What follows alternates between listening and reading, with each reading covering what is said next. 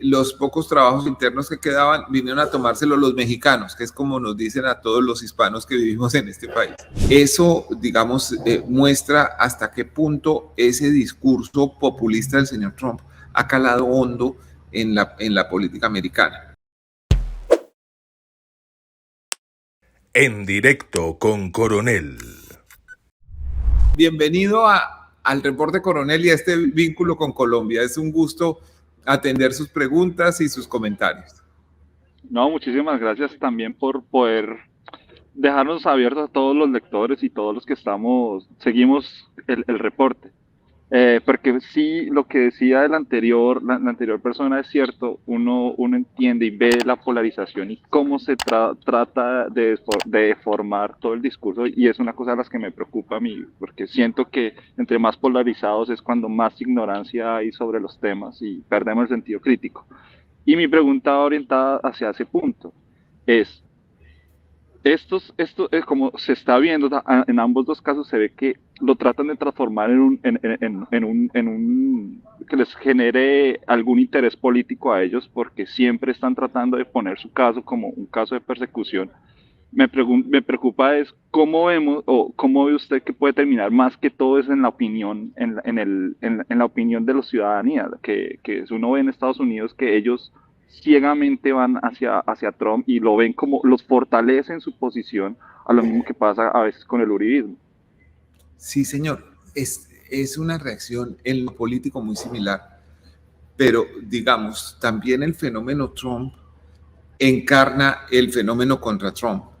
Ningún candidato republicano en la historia de Estados Unidos ha sacado 70 millones de votos. Ninguno de los presidentes republicanos que ha sido elegido, incluyendo el propio Trump, ha sacado 70 millones de votos, que fue los que sacó él en la última elección que perdió. Eso, digamos, muestra hasta qué punto ese discurso populista del señor Trump ha calado hondo en la política americana. Es importante que uno tiende a reducir a Estados Unidos a las ciudades de las costas, que son las que más se conocen, a Nueva York, a Los Ángeles, a Miami, si se quiere, pero hay una América en el centro del país que ha sufrido mucho las consecuencias de la globalización y que ve en este multimillonario de Nueva York, su gran reivindicador, el reivindicador de los trabajadores de la industria automotriz y de la industria del acero que se quedaron sin trabajo por cuenta de eso, y quieren comprar una historia que aparentemente es cierta, que no lo es en realidad, pero que es fácil de entender, que es que en este país se llevaron los trabajos para China, las inversiones para la banca internacional y los pocos trabajos internos que quedaban vinieron a tomárselos los mexicanos, que es como nos dicen a todos los hispanos que vivimos en este país. Eso pues no es cierto, no corresponde a la realidad, pero es un discurso sobre el que está montado Trump y sobre el que ha crecido mucho su popularidad.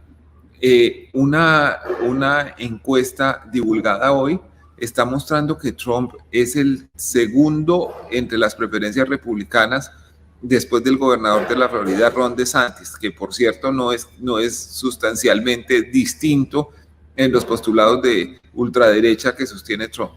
Eso va a ocasionar una reacción del otro lado y vamos a ver cómo dirime Estados Unidos su elección. La elección de Estados Unidos es muy particular. Cuando nos acerquemos a esas fechas, vamos a hacer unas notas explicativas contando cómo funcionan los colegios electorales, cómo no es una elección directa, sino es una elección que se hace estado por estado con una representación que no es equivalente a la proporción poblacional, sino que hay delegados electorales para que representen a cada uno de los estados. Les pido perdón de antemano por los ruidos que haya, porque es que estoy en un lugar donde transita más gente. Entonces eso le quería responder. Entonces vamos ahora con don Daniel Herrera. Don Daniel Rendón, perdón. Hola, Daniel, ¿cómo estás? Bien, don Daniel, ¿dónde está? No, yo sí estoy en Colombia. ¿En qué parte? En Medellín. Decirles, En ¡Qué bueno! señor. Quería pues como volver a hacer énfasis en lo mismo, en este fenómeno que hay como de los extremismos, pero en este caso en cómo, o sea, cómo tratarlo. Digamos, en el día a día uno discute con ellos, pero es casi que imposible. Y lo digo en ambos sentidos, tanto, digamos, izquierda, derecha, pues y la polarización que se pueda generar. Cómo hacerles, digamos, entender o qué argumentos usar cuando muchos de estos no son entendibles, digamos, al día a día. Ya. Así fui. Yo creo que lo más importante es no permitir que los gustos, la particularidad, las inclinaciones ideológicas de cada uno se opongan a la percepción de los hechos. Si lo que estamos viendo a través de esta ventana es un parqueadero, yo no puedo decir que es un río. Y entonces no hay que dejar que esa propaganda, esa percepción autoafirmativa de unos grupos esté por encima de lo que podemos percibir en la realidad. Yo creo que no separarse de la realidad y tener una visión crítica de lo que pasa con esa realidad son las claves para no dejarse perder en las propagandas de unos y otros grupos.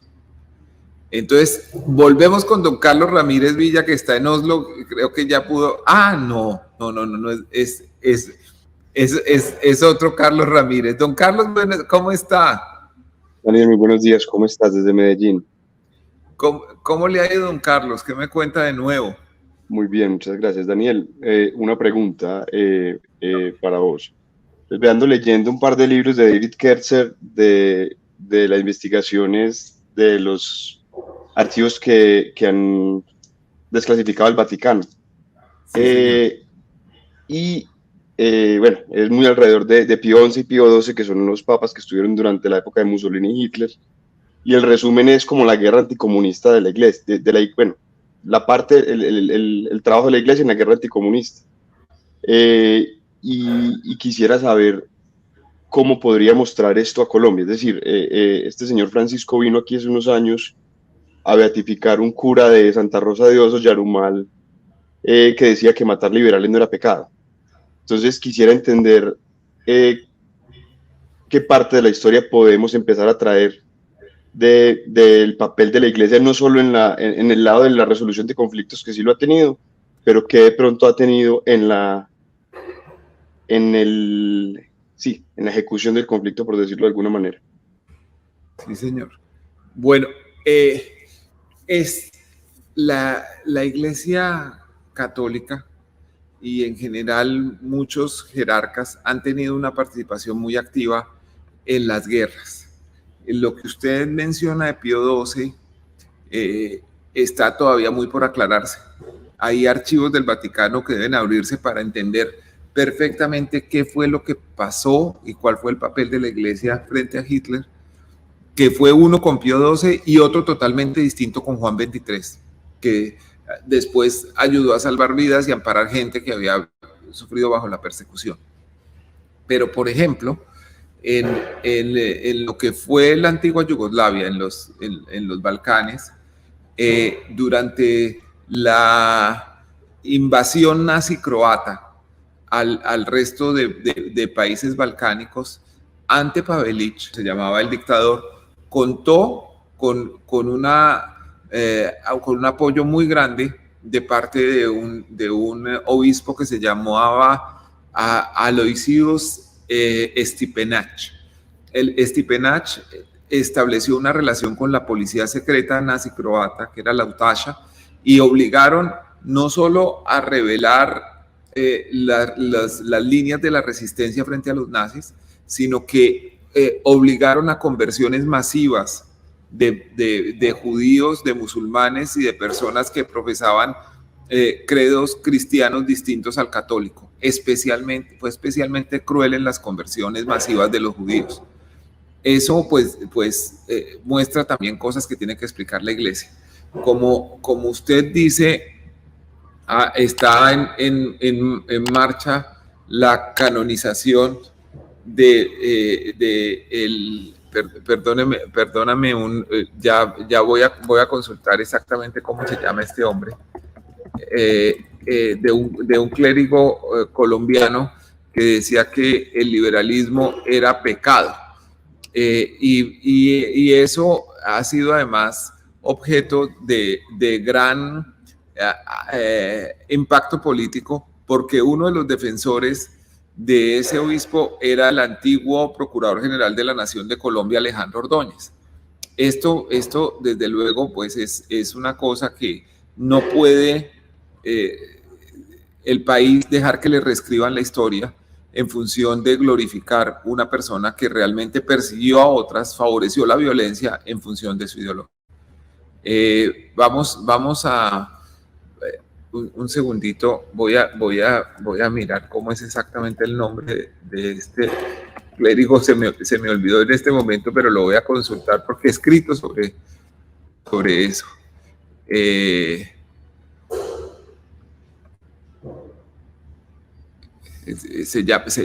Ezequiel Pérez. A ver si me acaba de abrir esto, que está lento el internet mío. A ver.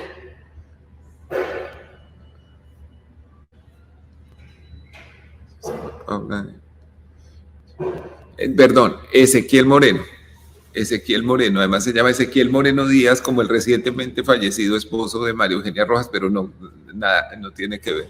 Desde el púlpito alentaban la persecución contra los liberales por el hecho de que consideraban que el Partido Conservador era el partido de la fe católica y el Partido Liberal era de los impíos.